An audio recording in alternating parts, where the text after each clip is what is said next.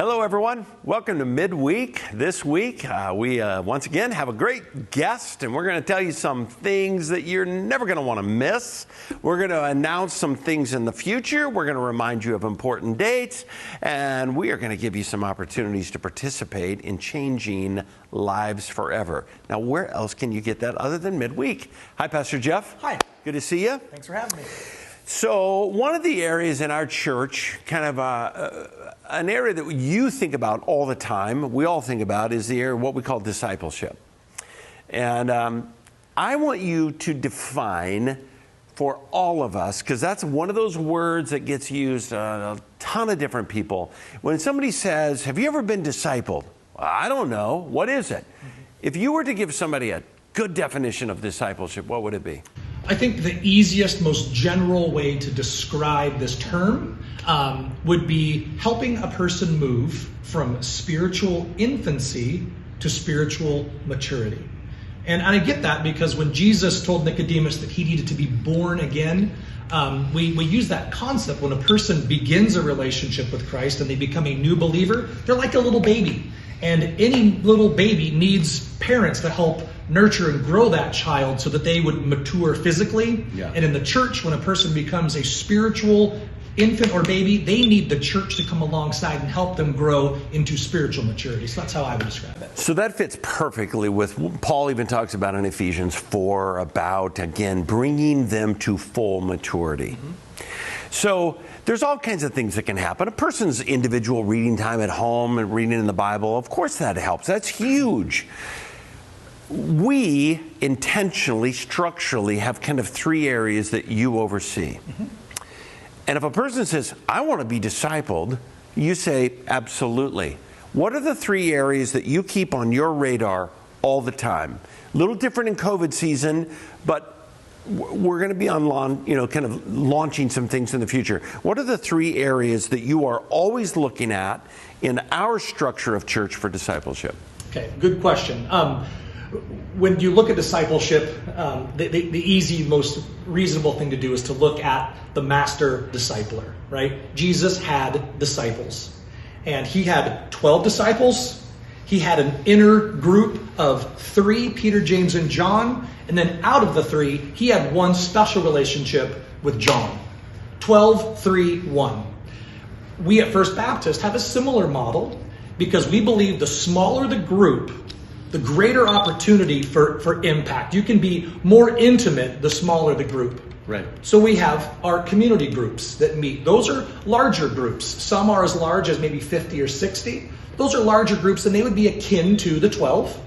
Or the 72. Or the masses, right? Or the bigger group. So they're the biggest ecosystem. Yep. Then we have a smaller system that we are calling our small groups. Some are meeting at home, some are here at the church, some are on Zoom. But those are smaller groups intentionally, similar to Jesus breaking down his large group into a smaller group of Peter, James, and John. Yep. And then we have one-on-one discipling or mentoring that happens, which is like Jesus and John. So we have these 3 different streams, different on-ramps that you can get on to our discipleship program. Many folks are involved in multiple, but we provide 3 on purpose to help people, depending on where they are at their place in life, to be able to get on board and get a midweek touch. So it's an availability of time. Each of them fit a part of discipleship, but there's actually also different aspects. It's way easier to go a little more intimate, a little more accountability when it gets smaller, a little harder when it's larger, but each of them serve a purpose. So you certainly have had the question a ton. When are we going to do community groups? COVID kind of killed us.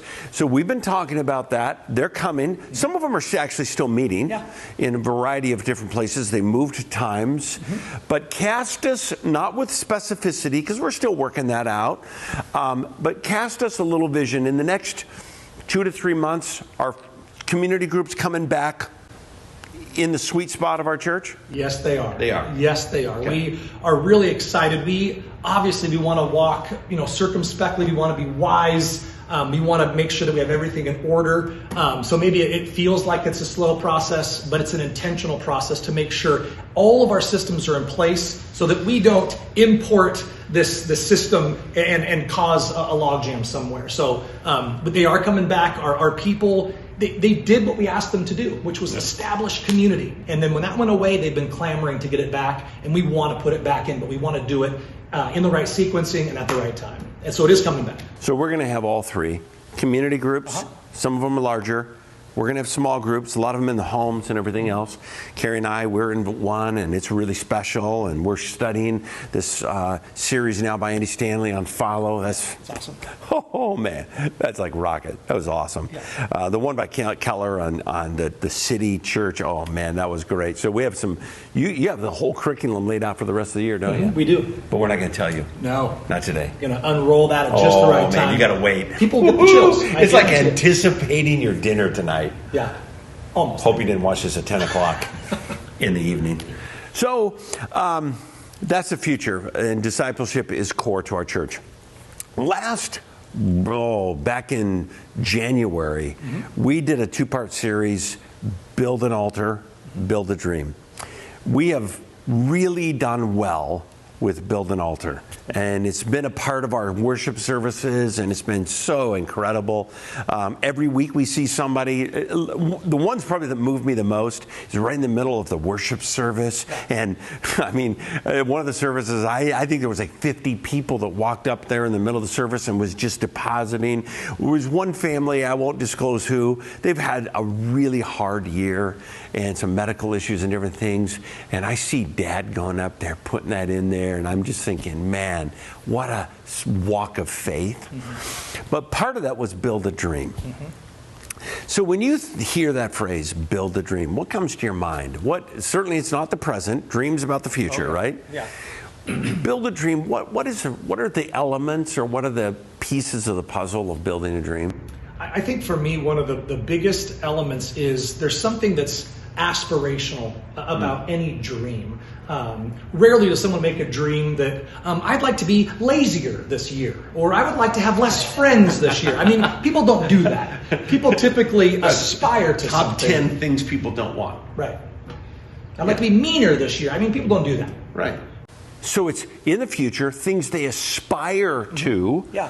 Things they long to. So like change, I want to, you fill in the blank. It's aspirational. Yeah, and even sometimes it's like, I think oftentimes people will pick something they know that they're not good at. They know that there's a weakness, and they want to refine that. So I think that there's this kind of this personal transformation, that there's a desire to change something about themselves. Not just do something differently, but transform something in themselves. So I want to move from an area that you know really well. You're a chaplain right now for a baseball team. You've coached a lot of baseball teams. Have you ever had a dream for a team that you've led, coached, chaplain? Have you ever had a dream? Yeah. Talk to me about that. Have you ever looked ahead and said, I got a dream for this team? Yeah. Give me an illustration. Yeah, there definitely are times, and it really starts with seeing something in the team or in a player that they don't even see in themselves. And you have to inspire them and help them see that I see something in you that you don't even see. We can get there if. We can get there when. And that's the fun of a coach, is to inspire that in them and then watch them realize, oh, he's right. We are better than we think. So what are a couple of key elements? We're going to move this over into their personal spiritual life. What are as you've coached before, spiritually and or just, again, in the athletic area, what are some of the elements that was critical for you to help them realize a dream? I think convincing them that it's possible. I think sometimes people give up on a dream, or they give up on a goal because it's in their mind unattainable. So I think that to persuade and to convince them that it's possible, it gets them over that first hurdle so they can actually try. Yeah. So whether it's a regular quiet time or Bible intake, or it's understanding theological concepts that maybe seem too lofty. No, you can start somewhere. That first step is sometimes the hardest one to make.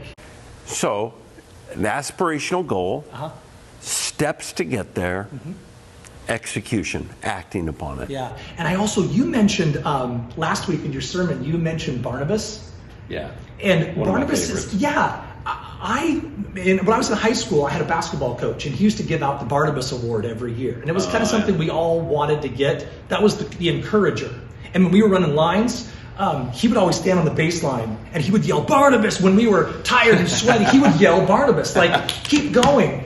And spiritually, I think it's kind of cool to have a Barnabas to say, keep going, I know you're tired, you can do this. And that is so helpful to keep compelling people to move forward and not become stagnant, because the gravitational pull is always just kind of toward laziness. Yeah. And we need someone to be a Barnabas for us to push us forward. So one of the reasons we wanted to come back to this is you have a lot of people who tell you, for example, set a strategy to retire. Probably most of the folks in our church have some form, of plan. Here's when I hope to retire. Here's how I want to get there. Or here's where we want to go on vacation, and here we're saving money for that. You have aspirational goals. What we want to encourage you to do is in your spiritual life, your heart, that which matters most, is to build a dream. Before God, what are some of your desires and what are some of your plans? And if we can help you in that, Pastor Jeff is wide open from 11 o'clock at night until 6 in the morning. I thrive. That's at least some of your available times, right? Anytime. But seriously, we want to be a part of that, building a dream. And we want to see our community group leaders, we want to see our small group leaders kind of help pick this up with us, is to say every person is either, again, just going along haphazardly or is building a dream, just like we do in a lot of the areas of our life. Yeah, I think it's a good word. When we finish today, we want to give you a couple of bits of news. So coming up, you got some special plans for Mother's Day this weekend. Oh, man. Yeah? It's going to be... Do you want to unveil any of it, or do you just want to... Not really. No? I just want to smile real big and raise my eyebrows and just say... Okay, so Mother's Day is coming up. We have a lot of things planned for Mother's this weekend. That's going to be incredible. We're going to go baby bottle again. What's that? The baby bottle boomerang is an opportunity for us as a church to support the Hope Pregnancy Center. And frankly, we want more moms. We want these women who are abortion vulnerable to go to the Hope Pregnancy Center and decide to be a mom and decide to bring that child to full term. And what we can do is support financially what they're doing there. That's an unbelievable ministry. So Mother's Day to Father's Day, we handle those bottles, ask you to put some coins in there and return them, and then we get to bless them. Wow. What a day. We've talked about discipleship. We've talked about a dream. We've talked about baby bottles. And we're going to talk about have a beautiful day. We love you. It's been great to be with you. See you this weekend in one capacity or another. Bye. You know Maddox's nickname's Bulldog, right? Yeah. I just read that when he retired, he bought a Bulldog, and the dog still hasn't been walked. Huh? Still hasn't been walked? Yeah, I'm glad I pushed record on one of these cameras for that one.